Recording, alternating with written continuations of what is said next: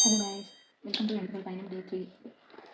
46 டேஸில் பார்த்து கம்ப்ளீட் பண்ணணுங்கிற நம்மளோட இந்த பிளானில் இன்றைக்கி நம்ம டே 3ல பார்க்க போகிற லெசனோட நேம் குடியரசு. ஸோ இந்த லெசனில் நம்ம இன்றைக்கி பார்க்க போகிறோம். டே 1ல் நம்ம பார்த்த லெசன் தேசிய சின்னங்கள். இது ஃபுல்லாக ரீட் த்ரூ பண்ணிவிட்டு 1 மார்க்கையும் கம்ப்ளீட் பண்ணியாச்சு. அண்ட் டே 2ல் பன்முகத்தன்மையினை அறிவுங்கிற இந்த லெசனை கம்ப்ளீட் பண்ணோம். இதோட புக் பேக்ஸையும் சேர்த்து நம்ம பார்த்தாச்சு. ரெண்டையுமே செப்பரேட் வீடியோஸாக நான் ப்ளேலிஸ்ட்டில் ஆட் பண்ணியிருக்கேன். அதோடு சேர்ந்து இந்த வீடியோவோட டிஸ்கிரிப்ஷன் பாக்ஸ்லேயும் கொடுக்குறேன். இந்த வீடியோவை ஃபுல்லாக பாருங்கள். உங்களோட ஒப்பீனியன் என்னன்னு கமெண்ட் பண்ணுங்கள். So let's get into today's lesson. குடியரசுங்கிற இந்த லெசன் தான் நம்ம இன்றைக்கி பார்க்க போகிறோம். முந்தைய பாடத்தில் மக்களிடம் நிலவும் ஏற்றத்தாழ்வுகளை அகற்ற அரசு மேற்கொண்டு வரும் பல்வேறு நலத்திட்டங்களை பற்றி அறிந்தோம். இனி அரசு என்றால் என்ன என்பது பற்றி அறிவோம். முந்தைய காலங்களில் அரசர்கள் குறுநில மன்னர்கள் ஆட்சி செய்து வந்தார்கள். தமிழ்நாட்டில் சேர சோழ பாண்டியர் என்ற மூவேந்தர்கள் ஆண்டனர். களப்பிரர், பல்லவர், நாயக்கர், மராத்தியர் என்று பிறரும் வந்து இங்குள்ளவர்களை வென்று தமிழகத்தின் வெவ்வேறு பகுதிகளை ஆண்டு வந்துள்ளனர். ஐரோப்பியர் வருகை. ஆங்கிலேயர், போர்ச்சுகீசியர்கள், டச்சுக்காரர்கள், பிரெஞ்சுக்காரர்கள் போன்றோர் வியாபாரம் செய்வதற்காக இந்தியாவிற்கு வந்தார்கள். இங்குள்ள அரசர்களும் சிற்றரசர்களும் தமக்குள் ஓயாமல் சண்டையிட்டுக் கொண்டிருந்தனர். அதை பயன்படுத்தி கொண்டு ஆங்கிலேயர்கள் நம்மை அடிமைப்படுத்தி சுமார் 200 ஆண்டுகளுக்கும் மேல் ஆண்டனர். இவர்களின் காலத்தில் ஜமீன்தாரர்களும் உருவானார்கள். பெரும்பாலான நிலங்கள் ஜமீன்தாரர்களின் உடைமைகளாக மாறின. இந்தியா சுதந்திரம் பெறுதல். ஆங்கிலேயர்களிடமிருந்து விடுதலை பெற வேண்டும் என்ற ஆர்வம் நமது மக்களிடம் மேலோங்கி இருந்தது. குறிப்பாக ஆங்கிலேயர்கள் நம்மை ஆளக்கூடாது, நாமே நம்மை ஆள்வோம், அதே சமயம் நமக்குள் உள்ள ஏற்றத்தாழ்வுகளை களைவோம் என்று முடிவு செய்தனர். வெள்ளையர்களுக்கு எதிராக அனைவரும் ஒன்று திரண்டு போராடினார்கள். அதன் விளைவாக 1947ஆம் ஆண்டு ஆகஸ்ட் மாதம் 15ஆம் நாள் இந்தியா விடுதலை பெற்றது.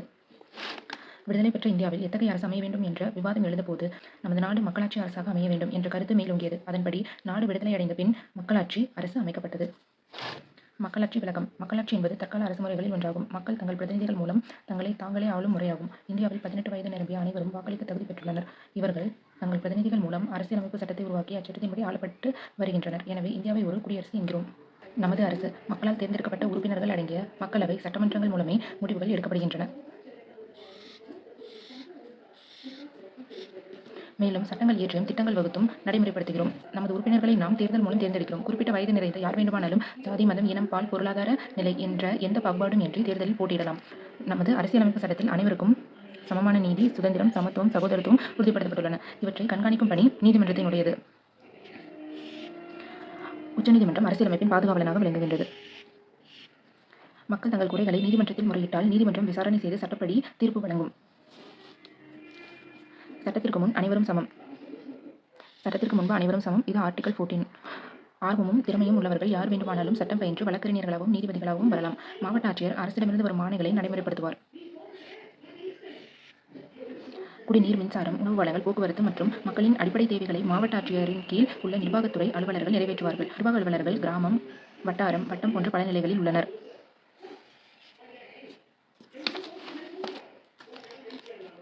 அடிப்படை சேவைகளில் நாம் குறைகளை சந்திக்கும் போது உரிய அலுவலர்களை அணுகி குறைகளை தெரிவிக்கலாம். ஒவ்வொரு வாரமும் திங்கட்கிழமையன்று மக்கள் குறை தீர்க்கும் நாள் கடைபிடிக்கப்படுகிறது. அன்று அனைத்து அரசு அலுவலகங்களிலும் அந்தந்த பகுதிகளில் வாழ்கிற மக்கள் தங்கள் குறைகளை தெரிவிக்கலாம். இது தவிர மாவட்ட ஆட்சியர் அல்லது மாவட்ட வருவாய் அலுவலர் மாதத்திற்கு ஒரு நாள் ஒரு குக்கிராமத்திற்கு நேரடியாக சென்று முகாமிடுவார்.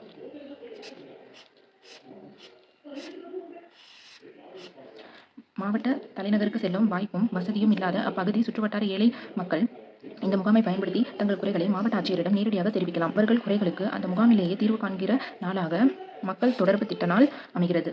நாம் கிரிக்கெட், கால்பந்து போன்ற விளையாட்டுகள் விளையாடுவதற்கு ஆட்ட விதிகளை வகுத்து கொண்டுதானே விளையாடுகிறோம். அதுபோலவே நமது அரசாங்க அமைப்பிற்கும் விதிகளை அரசியல் சட்ட தொகுப்பு மூலம் உருவாக்கி வைத்துள்ளோம்.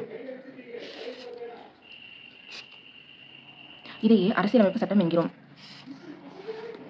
சட்டம் ஒழுங்கை பராமரிப்பதும் குற்றங்கள் நிகழாமல் தடுப்பதும் காவல்துறையின் பொறுப்பு.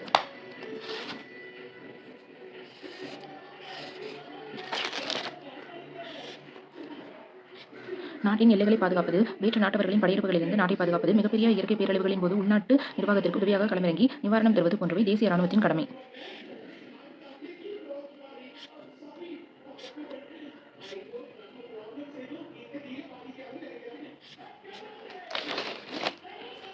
நமது இந்திய நடுவண் அரசின் அமைச்சரவையின் தலைவர் பிரதமர் ஆவார்.